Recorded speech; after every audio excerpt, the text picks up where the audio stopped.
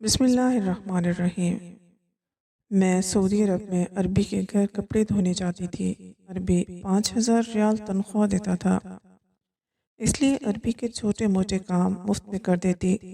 لیکن ایک رات عربی کہنے لگا، آج طبیعت ٹھیک نہیں، تم یہاں رک سکتی ہو؟ میں سوچ بچار کرنے لگی، مگر اس رات میرے ہوش اڑ گئے جب عربی میں اپنے شوہر کے ساتھ سعودی عرب میں رہتی تھی۔ ہم دونوں زیادہ پڑھے لکھے نہ تھے۔ شوہر فیکٹری میں نوکری کرتا تھا، مگر زیادہ پڑھا لکھا نہ ہونے کی وجہ سے تنخواہ تھوڑی تھی۔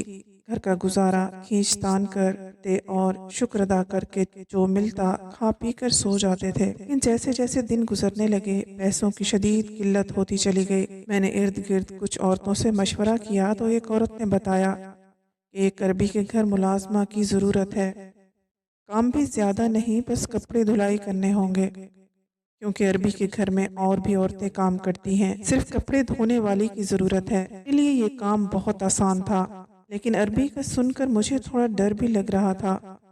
میرے چہرے پر پریشانی کے آثار دیکھتے ہوئے کہنے لگی، گھبراؤ مت، عربی اندھا ہے، وہ بیچارہ تو بس سارا دن ایک صوفے پر بیٹھا رہتا ہے۔ اس کی بیوی کچھ عرصہ ہوا فوت ہو گئی، ایک تو اب اس کی عمر بھی کافی زیادہ ہو گئی ہے، دوسرا اب اس عمر میں کون اس سے شادی کرے گا؟ آگے تمہاری مرضی۔ اگلے روز میں اس پڑوسن کے پاس دوبارہ گئی اور اس سے عربی کے گھر چلنے کو کہا۔ وہ عربی تو بہت اچھا انسان تھا، اس نے میری تنخواہ بھی اچھی رکھی تھی۔ جب میں نے اپنے شوہر کو اس نوکری کے بارے میں بتایا، بے حد خوش ہوا، کہنے لگا، اگر ہم مل کر دونوں محنت کریں گے تو گھر کے خرچے کے علاوہ کچھ پیسے بھی جمع ہو جائیں گے۔ میں بھی دن بھر فارغ ہی ہوتی تھی، اس لیے گھر کے سارے کام صبح سے نپٹا کر میں اس عربی کے گھر چلی جاتی۔ اس عربی کی ایک چھوٹی سی بیٹی تھی، یہی کوئی 8-10 سال کی ہوگی۔ گھر کی باقی ملازمائیں تھوڑا بہت اس پر توجہ دیتی تھی، ویسے بھی پرائی اولاد کو کون گلے لگاتا ہے۔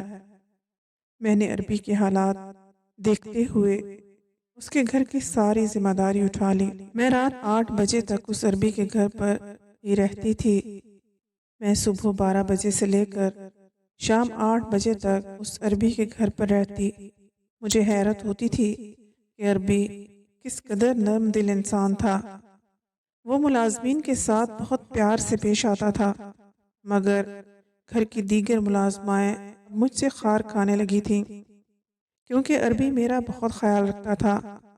میں چونکہ اس گھر میں نئی تھی، اگر کوئی ذرا سا بھی کام خراب ہو جاتا تو وہ ملازمائیں فوراً عربی کے کان میں جا کر بات ڈال دیتی، مگر عربی ان کو خاموش کروا دیتا۔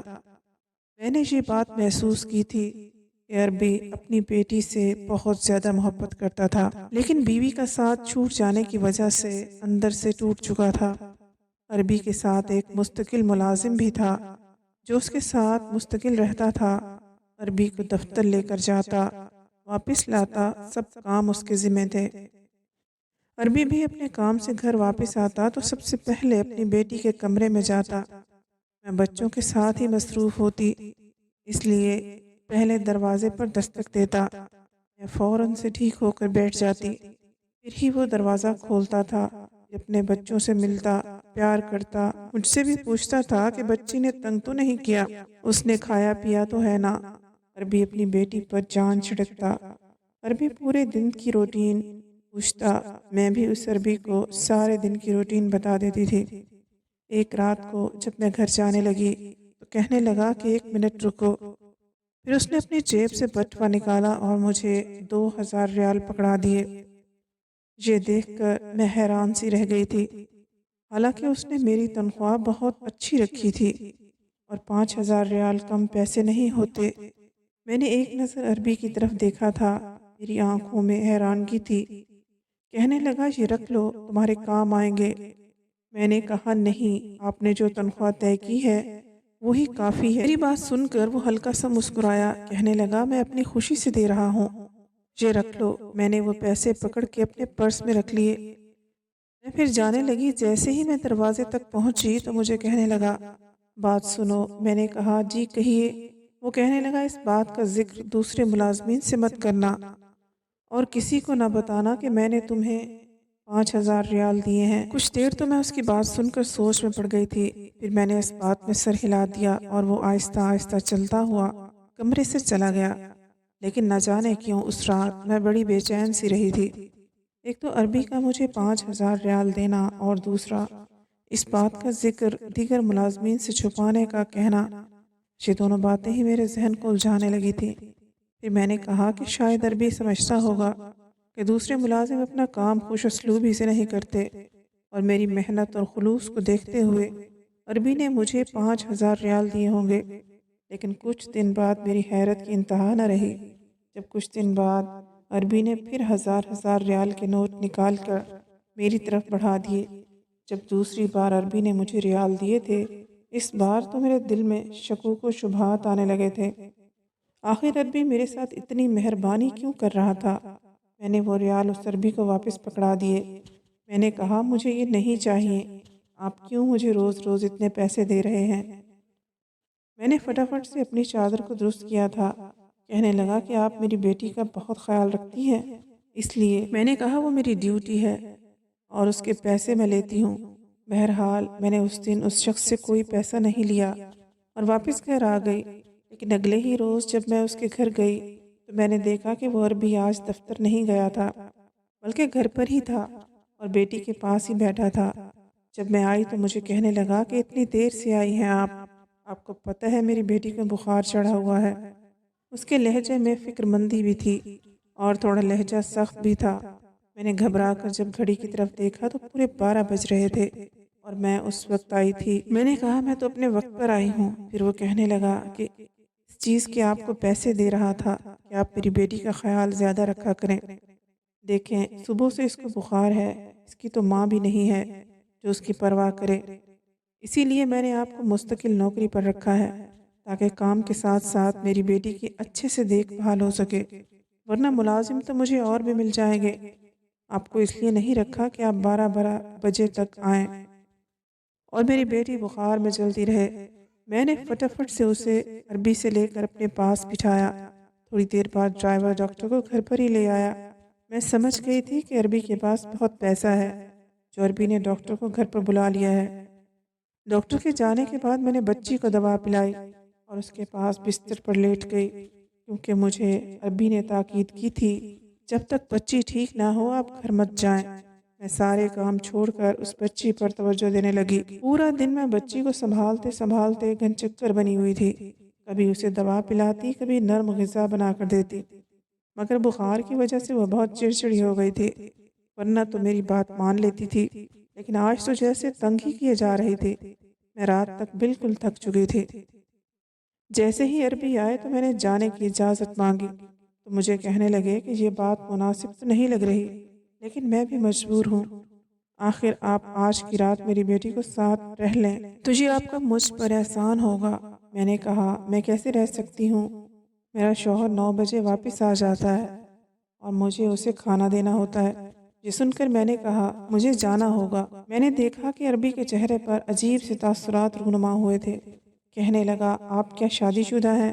میں نے کہا ہاں۔ میرا جواب سن کر عربی کا چہرہ بجھ سا گیا تھا، پھر ایک دم ہی اس نے بات بدلی اور کہنے لگا کہ آپ اپنے شوہر سے کہہ دیں کہ ایک رات کے لیے آپ کو یہیں رہنے دے، کیونکہ میری بچی آپ سے بہت مانوس ہو چکی ہے۔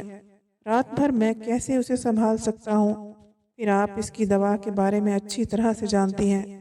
میں نے کہا ٹھیک ہے، میں اپنے شوہر سے پوچھ لیتی ہوں۔ میں نے موبائل نکالا اور اپنے شوہر سے کہنے لگی کہ مجھے آج وہیں رہنا ہے۔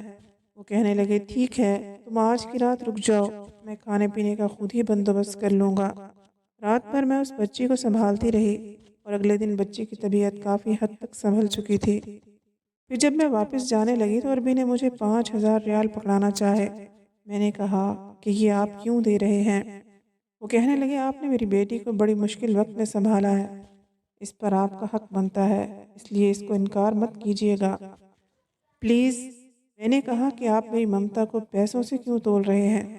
بے شک یہ میری سگی اولاد نہیں ہے، لیکن میں نے ہمیشہ اسے اپنی بیٹی کی طرح ہی سمجھا ہے، اس لیے آپ اپنے پیسے اپنے پاس رکھیں، مجھے ان کی ضرورت نہیں ہے۔ یہ کہہ کر میں نے اپنا پرس پکڑا اور میں گھر سے باہر آ گئی۔ میری شادی کو بھی 4 سال ہو گئے تھے، لیکن میری کوئی اولاد نہیں ہوئی تھی۔ کئی بار ڈاکٹروں کو چیک اپ بھی کروایا، مگر قسمت میں اولاد نہیں تھی۔ کوئی پیر فقیر کے پاس جانے کا مشورہ دیتا تو کوئی کسی حکیم کا بتاتا۔ میرا ان سب چیزوں پر اعتقاد نہ تھا۔ اللہ سے دعا کرتی کہ ایک نہ ایک دن اللہ میری گود ضرور ہری کرے گا۔ انہی دنوں میرے شوہر سعودیہ کے لیے ویزا لگوانے کی کوشش میں لگے ہوئے تھے، اس لیے میں نے ڈاکٹروں کے چکر کاٹنے سے بہتر سمجھا کہ میں اللہ کے گھر جا کر دعا ضرور کروں گی۔ اللہ تعالیٰ میری دعا ضرور قبول کرے گا اور میری مراد بر لائے گا۔ اس کے بعد ہم سعودی عرب آ گئے۔ 3 سال سے میرا شوہر کام کر رہا تھا، لیکن حالات چوں کے توں تھے۔ لیکن میرے دل میں یہ خواہش تھی کہ اللہ مجھے اب اولاد دے۔ اس لیے جب اس بچی کو سنبھالنے کی ذمہ داری مجھے ملی تو میں نے یہ نہیں سمجھا کہ میں ملازمت کر رہی ہوں یا وہ بچی میرے لیے ایک بوجھ ہے۔ میں نے اپنی ساری ممتا اس پر نچھاور کر دی تھی اور دل سے اس کو سنبھالتی تھی۔ اگلے روز جب میں کام پر آئی تو میں نے دیکھا عربی پریشان بیٹھا تھا۔ معلوم کرنے پر پتہ چلا کہ اس کی خانسامہ جو عربی کے گھر کھانا بناتی تھی وہ کام چھوڑ کر جا چکی ہے۔ اسی بات کو لے کر عربی نڈھال ہوا بیٹھا تھا۔ اب فوری کچن میں سنبھالنے کے لیے وہ ملازمت کہاں سے لائے؟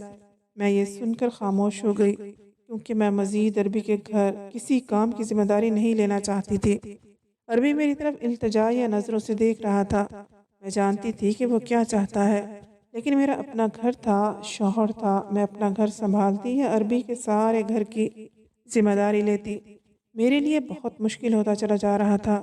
خیر میں نے کچن میں جا کر فریج سے انڈا بریڈ نکالے اور دو توش عربی کو اور اس کی بیٹی کو بنا کر دے دیے۔ عربی کا چہرہ خوشی سے دیکھنے کے لائق تھا۔ میں نے دن بھر اپنا کام کیا اور شام کو گھر واپس آ گئی۔ پھر میں نہیں جانتی کہ کیا ہوا اور کیا نہیں، لیکن شام کو ہی مجھے عربی کا فون آیا۔ وہ مجھ سے کہنے لگا کہ فوراً سے گھر پہنچ جاؤ، مجھے آپ سے بہت ضروری کام ہے۔ میں نے کہا عربی اس وقت تو رات کے 8 بج رہے ہیں۔ وہ کہنے لگا کہ مجھے آپ سے بے حد ضروری کام ہے، آپ کا آنا بہت ضروری ہے، آپ فوراً سے میرے پاس آئیں۔ میں نے اپنے شوہر کو بتایا تو کہنے لگا میں نوکری چھوڑ دوں، نہ جانے وہ عربی کیا چاہتا ہے۔ میں عربی کے گھر جانا چاہتی تھی۔ میرے شوہر کا رویہ پہلے ہی کئی دن سے بدلا ہوا تھا۔ بظاہر تو اس نے میرے ساتھ کوئی بات نہ کی تھی، لیکن شاید اندر ہی اندر اس کے دل میں شک کا بیج جنم لے رہا تھا۔ میں نے کہا ہو سکتا ہے اس کی بیٹی کی پھر سے طبیعت خراب ہو گئی ہو، مگر میرا شوہر نہ مانا۔ میں نے دوبارہ سے عربی کو فون کیا اور اسے صاف بتا دیا کہ میرا شوہر مجھے آنے کی اجازت نہیں دے رہا۔ آپ کو جو بھی کام ہے، آخر آپ کے پاس چوکیدار بھی تو ہے، اس سے کروا لیں۔ وہ کہنے لگا چوکیدار آج چھٹی پر ہے، ورنہ میں خود چل کر آپ کے گھر آ جاتا اور آپ کے شوہر سے بھی مل لیتا۔ میں نے کہا دیکھیں مالک، میں آپ کی نوکری کی وجہ سے اپنا گھر خراب نہیں کر سکتی۔ اس سے پہلے کہ وہ اور کچھ کہتا میں نے فون بند کر دیا۔ میں نے شوہر کو کھانا دیا اور ہم لوگ سونے کے لیے لیٹ گئے، لیکن میرے دل میں بار بار ایک ہی سوال جنم لے رہا تھا، آخر ایسا کون سا کام تھا جو عربی رات کے وقت مجھے بلا رہا تھا؟ میں عربی پر شک بھی نہیں کرنا چاہتی تھی، کیونکہ وہ اندھا تھا اور ویسے بھی اس نے آج تک مجھ سے کوئی غلط بات بھی نہیں کی تھی۔ سونے کی کوشش کرتی تو بار بار اس کی بیٹی کا چہرہ آنکھوں کے سامنے آنے لگتا کہ کہیں اس کی بیٹی کو کچھ نہ ہو گیا ہو۔ میں جاننا چاہتی تھی، مگر شوہر کے ڈر کی وجہ سے خاموشی سے لیٹ گئی، لیکن بار بار ایک ہی بات ستا رہی تھی کہ کہیں عربی مجھے اس نوکری سے نہ ہی نکال دے۔ اچھی بھلی معقول تنخواہ مل رہی تھی، جس سے ہمارے گھر کے حالات بہت بہتر ہو چکے تھے۔ مجھے اس وقت اپنے شوہر پر شدید غصہ آ رہا تھا، جس کو کسی بات کا خیال نہ تھا، اور وہ سکون سے نیند کی آغوش میں خراٹے لے رہا تھا۔ ساری رات میری طبیعت گھبراتی رہی اور ادھر سے ادھر ٹہلتی رہی، نہ جانے کس پہر میری آنکھ لگ گئی۔ صبح شوہر نے اٹھایا تو میں نے کہا وہ کچن میں جا کر خود ہی ناشتہ بنا لے، کیونکہ رات جاگنے کی وجہ سے میری طبیعت بوجھل ہو رہی تھی۔ 12 بجے کے قریب میں اٹھی، شوہر کام پر جا چکا تھا۔ میں تیار ہوئی اور ناشتہ کر کے عربی کے گھر کی طرف چل پڑی، لیکن وہاں پہنچتے ہی میرے ہوش اڑ گئے۔ عربی کے گھر کے باہر کافی لوگ جمع تھے۔ میں نے جلدی سے شوہر کو فون کیا اور عربی کے گھر پر آنے کا کہا۔ تھوڑی دیر بعد میرا شوہر وہاں پہنچ گیا۔ عربی کے گھر کے باہر کافی پولیس موجود تھی۔ میں گھر کے اندر گئی تو سب ملازم دھاڑے مار مار کر رو رہے تھے۔ معلوم کرنے پر پتہ چلا کہ عربی رات کو گھر پر اکیلا تھا اور اس کی بیٹی کی طبیعت شدید خراب تھی، بار بار مجھ سے ملنے کا کہہ رہی تھی۔ شاید اسی لیے عربی مجھے بار بار فون کر رہا تھا، لیکن ہونی کو کون ٹال سکتا ہے۔ عربی اپنی بیٹی کی خاطر خود ہی گھر سے نکلا، جہاں وہ مجھے بلانے کے لیے میرے گھر آ رہا تھا۔ میرے اور عربی کے گھر کا فاصلہ کوئی بہت زیادہ نہ تھا، بس درمیان میں ایک مین روڈ تھی۔ بیچارہ عربی اپنی لاٹھی کے سہارے سڑک کراس کرنے لگا تو ایک تیز رفتار گاڑی نے اسے کچل دیا تھا۔ میں عربی کی بچی کو گلے لگائے زاروں قطار رو رہی تھی۔ میں نے کچھ دن عربی کے گھر ہی رہنے کا فیصلہ کیا تھا۔ مجھے اب سمجھ نہیں آ رہا تھا کہ اس کی بچی کو چھوڑ کر کیسے جاؤں۔ کچھ دن بعد ایک وکیل نے آ کر بتایا کہ عربی نے اپنی جائیداد کا کچھ حصہ میرے نام کر دیا تھا۔ اس نے مجھے ایک خط بھی دیا جو کچھ دن پہلے ہی عربی نے اس وکیل سے لکھوایا تھا، جس میں اس نے مجھ سے درخواست کی تھی میری بچی کو پلیز تنہا مت چھوڑنا۔ وکیل کی باتیں سن کر میری آنکھوں میں آنسو جاری تھے۔ میں اور میرا شوہر مستقل طور پر عربی کے گھر پر شفٹ ہو گئے۔ اللہ نے مجھے اولاد کی شکل میں ایک بہت پیاری سی بیٹی سے نواز دیا تھا۔ قدرت ایسے ہی اپنے رنگ دکھاتی ہے جو انسانی عقل سے بہت بالا تر ہوتے ہیں۔ امید ہے آپ کو ہماری آج کی کہانی پسند آئی ہوگی۔ مزید کہانیاں سننے کے لیے ہمارے چینل کو سبسکرائب کر لیجیے، ویڈیو کو لائک اور شیئر ضرور کیجیے۔ اگلی کہانی تک اجازت دیجیے۔ اللہ حافظ۔